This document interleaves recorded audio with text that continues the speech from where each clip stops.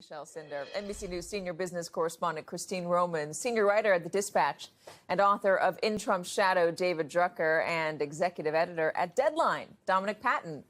Okay, Christine, I'm going to begin with you on this. We talked about the dolls last week, and you thought it was going to resonate. It certainly has. Some people are calling it Donald Trump's Marie Antoinette moment. It is a message that he's sending to his voters that you're just going to have to deal with whatever I decide is best. And the markets certainly aren't responding well to that either. It's so interesting to me. The president keeps talking about this transition that we're going to be going through. And frankly, the American people elected him because they didn't like the last transition that they were going through post-COVID when inflation was too high. And now he's trying to sort of message that you're going to have fewer choices and they're going to cost more money. And that's going to be good for you longer term. It also strikes me, which is so interesting, when you look at free market, patriotic capitalist Wall Street, you have a Republican president who's saying, this is what you should buy. Oh, by the way, I'm going to tell CEOs what they should do if I don't like it. And I'm going to enact tariffs, which, nobody's really done on a broad-based basis because they kind of aren't good for you. So it's just a fascinating place here. And the dolls thing, the doll comment, I think, has just resonated far longer than anything else I've heard from him in the past few days. Do you have that Bernie Sanders quote that I wanted to bring up? Oh, yeah, the Sanders quote. This is from May 2015, when I had forgotten about this, and you brought it up.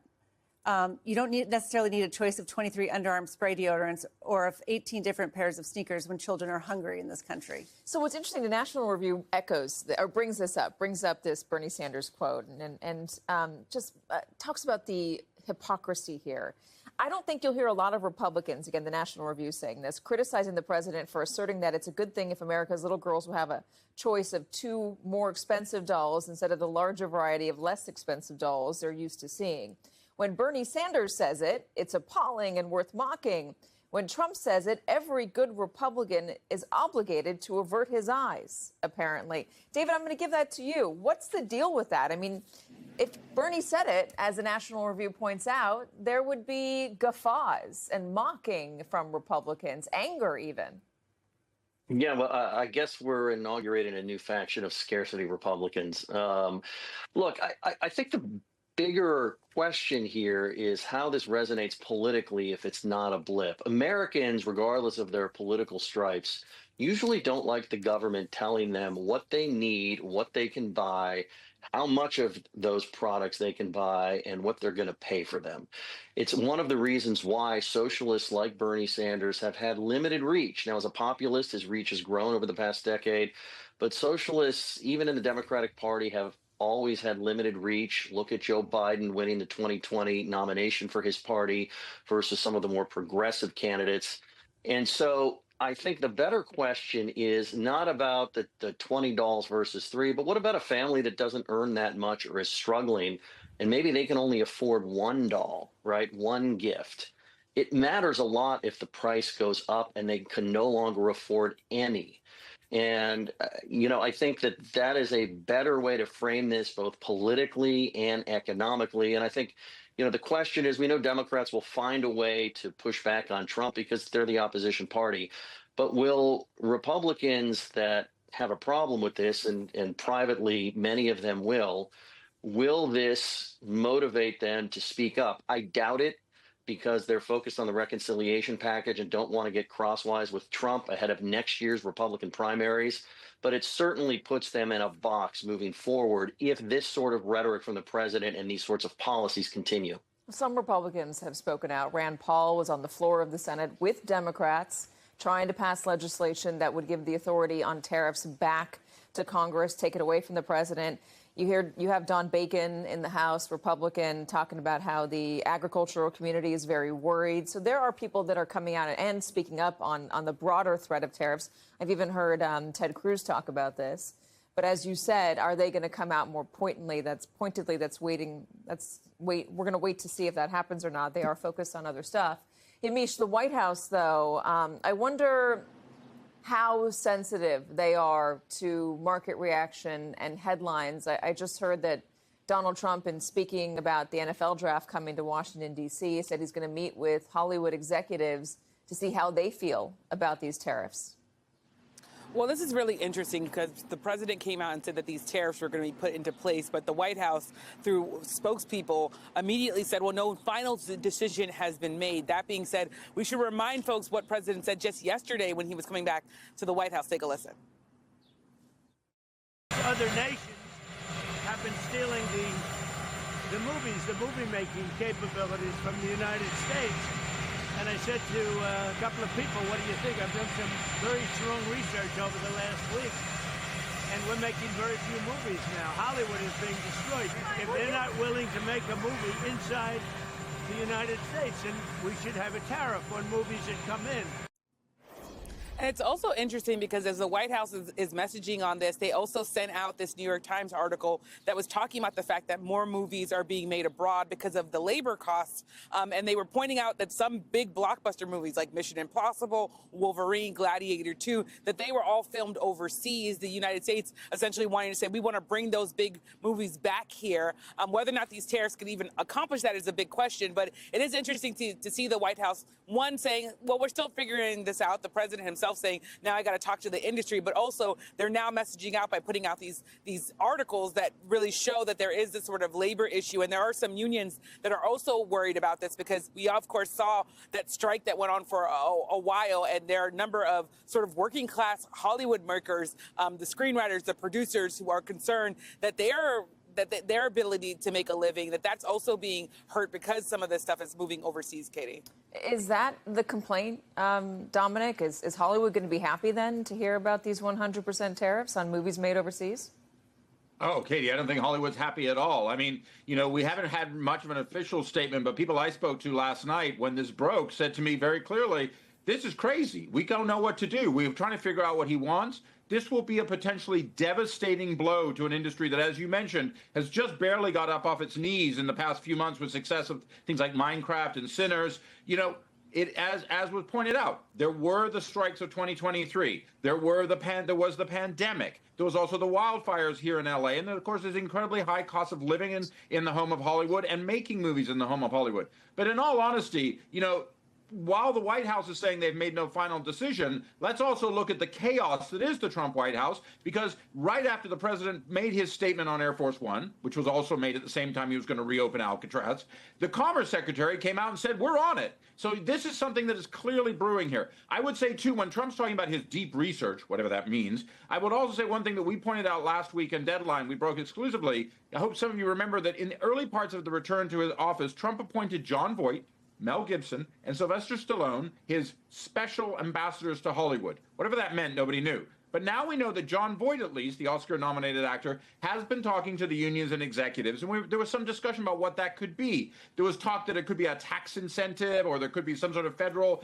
measure like we see in states like California, New York, Georgia, and others. Now we're getting a sense of this is what this is. Look, if Donald Trump wants to reenact the worst characterizations of Jimmy Carter with his malaise and less is more, let's also be honest, and maybe the Democrats will kick back and call this for what it is. This is going to be a tax. Higher movie ticket prices, less movies, smaller budgets.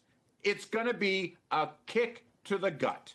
What does it mean, though, to have a movie made overseas? A lot of movies are filmed overseas because the story takes place overseas, or they're creating a mythical world that they need to. And New Zealand has the only place that resembles it, or some parts of Scotland. I'm thinking of The Lord of the Rings and those types of movies. How? Okay, welcome. You're here because you want to get straight to the point on important issues. Glad to be diving in. Today, we're looking at President Trump's goal post 100 days. He's talking about a big, beautiful tax bill. Right. Our information for this deep dive comes primarily from MSNBC reporting. Okay. Now, look, executive orders are one thing, but a tax bill, that needs Congress. That's the crux of it, isn't it? Absolutely. It's a whole different ballgame. So the real question we're digging into, based on this MSNBC analysis, is what are the hurdles here? Can this bill actually get passed? And, well, what happens if it does or doesn't? Yeah, and MSNBC points out something interesting right away about Trump's strategy. Oh, yeah. What's that? Well, they describe him as staying kind of on the sidelines, sort of positioned to take the credit if it works. Or assign blame if it doesn't. Exactly. which, MSNBC flags as potentially quite risky, especially given the main obstacle. Okay, let's talk about that obstacle. Funding. MSNBC seems really clear on this. Crystal clear. It's the core problem. Because we're talking about some pretty significant promises made during the campaign, right? Oh, definitely. Things like ending the tax on tips. That was a big one. And on overtime pay, too. Yep. Plus, raising the SALT cap, that state and local tax deduction limit. And maybe the biggest one, making the 2017 tax cuts permanent. That's a massive cost right there. So a really hefty price tag overall. Extremely hefty. And MSNBC's analysis is, well, pretty blunt about paying for it. How so? They basically say it's almost impossible to fund all this without making significant cuts to big programs. We're talking Medicare, Medicaid, Social Security. Wow. Okay. That immediately flags potential political dynamite, doesn't it? It really does. And it Yeah. sets up this internal conflict within the Republican Party. Right, because they're not all on the same page here, are they? MSNBC highlights that split. Yeah, you've got like moderate Republicans, especially from high tax states. They really want that SALT cap fixed. Makes sense. Their voters feel that pinch directly, that limit on deducting state and local taxes. Exactly. But then you have the Freedom Caucus. Uh-huh. More fiscally conservative wing. Right. And according to MSNBC, their big demand is deep spending cuts. Like, show us the cuts before we talk tax changes. So completely different priorities, pulling them apart. Pretty much. But a real tug of war. And Trump's role in brokering this. MSNBC says he's, just waiting? That seems to be the portrayal. Sort of waiting it out, not really jumping into the negotiations directly. And MSNBC thinks that's risky. Yeah, they frame it as a risky move. Because, historically, GOP infighting like this usually gets resolved through some kind of compromise, some deal-making. One steps in to broker it. Usually. But Trump seems to be holding back from that, at least for now, which is a bit different. So why is it different this time? Why isn't that usual compromise happening or looking likely? Well, according to MSNBC's read, it boils down to this. The math doesn't add up. Just fundamentally, the numbers don't work. That seems to be their assessment. Given the scale of the tax cut promises and the strong resistance to the kind of spending cuts needed to pay for them. So it's not just political disagreement, it's like an accounting problem almost. Kind of, yeah. And the significance here is pretty big, as MSNBC points out. How so? This tax bill could be Trump's first real major legislative test since leaving office. A big showdown. Right. A measure of his influence now. Exactly. How this goes down could tell us a lot about his leadership pull within the party and, maybe shape his strategy going forward, thinking about 2024. Okay, so let's recap quickly. Based on the MSNBC reporting we've looked at, this tax bill faces some serious headwinds. Definitely. You've got the funding problem, how to pay for it all. You've got deep splits inside the Republican Party, a SALT cap versus spending cuts. Competing demands. And you have President Trump himself currently sort of staying out of the direct negotiation fray. A strategy MSNBC terms risky. The stakes feel really high. This could genuinely be a defining moment for understanding Trump's current political capital. Absolutely. Which brings us to maybe a final thought for you, the listener. We know political compromise is, usually the name of the game, historically. Things eventually get hammered out. So what unique factors, based on everything we've discussed, might actually prevent a deal this time? And maybe think bigger picture. If they can't resolve this, what might the wider consequences be beyond just this one tax bill? Right. What could that kind of impasse signal?